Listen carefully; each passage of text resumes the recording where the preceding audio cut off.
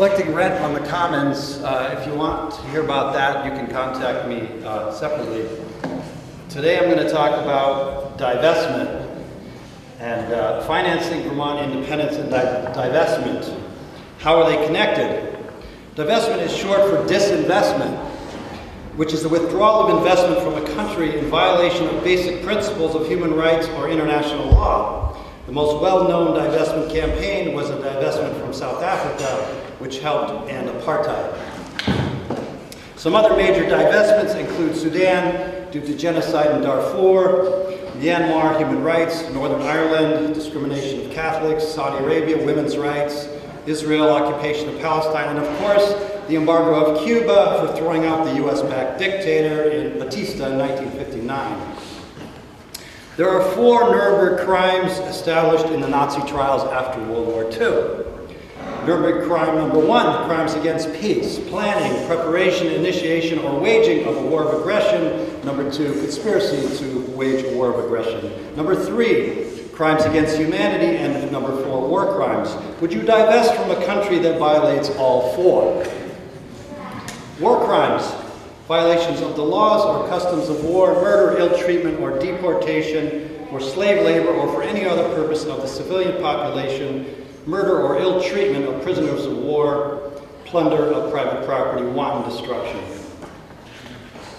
Use of radioactive uranium shells, referred to by the euphemism of depleted uranium, which only means that they are mostly but not completely depleted of uranium-235, and is also a toxic metal. This is implicated in massive numbers of birth defects and cancers in the Middle East. Refusal to sign the international ban on landmines, signed by 160 countries, starting in December '97 at the Ottawa Treaty, or the Anti-Personnel Mine Ban Convention. 80% of the casualties from landmines are civilians. Manufacture and use of cluster bombs, which often don't explode and are frequently picked up by children, causing horrendous injury and death. Refusal to sign the Convention on Cluster Munitions, an international treaty that prohibits the use, transfer, and stockpile of cluster bombs, adopted in 2008, ratified by 75 states and signed by another 36. Fabrication of a fictitious title for prisoners of war called unlawful combatants, which allows it to avoid following the rules for POWs in the Geneva Conventions, violating Articles 27, 31, 32, 45, 49, 87, 97, 124, 125, and 127 of the Geneva Conventions. Indefinite detention of prisoners without the right to be accused, which is called habeas corpus, and without due process of law, even keeping people imprisoned who've been cleared for release because they were innocent.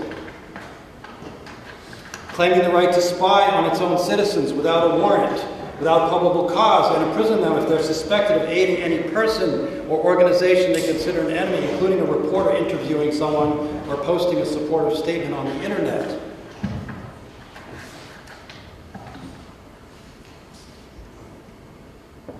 Crimes against humanity. War crime number 3, murder, extermination, enslavement, deportation, and other inhumane acts done against any civilian population, claiming to be able to assassinate anyone, anywhere in the world, including their own citizens. Persecution on political, racial, or religious grounds. I ask you again, would you divest from this country? Hell yes! Martin Luther King, April 4th, 1967. The greatest purveyor of violence in the world today is my own government. Here is your investment if you're an average Vermont taxpayer in the Empire. 5487, taken from the census data. 320,000 taxpayers in Vermont paid the Empire $1.7 billion.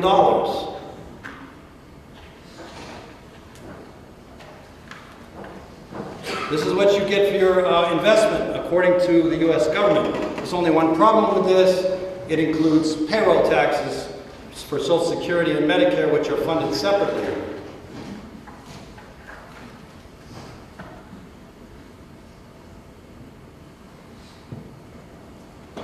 Take out payroll taxes, here's what you're really getting for your money.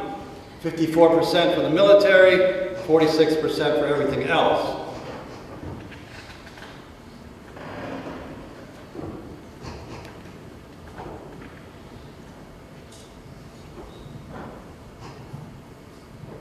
Starting in 2006, the U.S. military budget exceeded the total military for the rest of the world combined. It's gotten larger every year. And in 2012, it's estimated to be $1 to $1.4 trillion.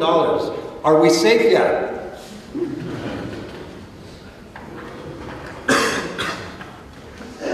So how do you divest from the empire? It's quite simple. You could download or copy this handy divestment form.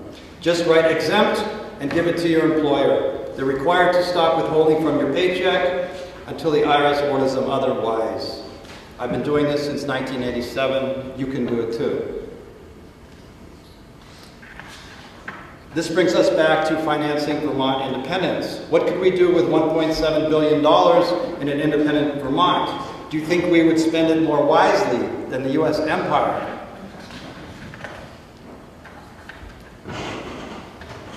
Yes. Etienne de la Boétie, 1552. Poor, wretched, and stupid peoples, you let yourselves be deprived before your own eyes of the best part of your revenues. Your fields are plundered, your homes robbed. All this havoc, this misfortune, this ruin descends upon you not from alien foes, but from the one enemy whom you yourself render as powerful as he is. Resolve to serve no more, and you are at once freed. I do not ask that you place hands upon the tyrant to topple him over, but simply that you support him no longer. Then you will behold him like a great colossus, whose pedestal has been pulled away, fall of his own weight, and break into pieces.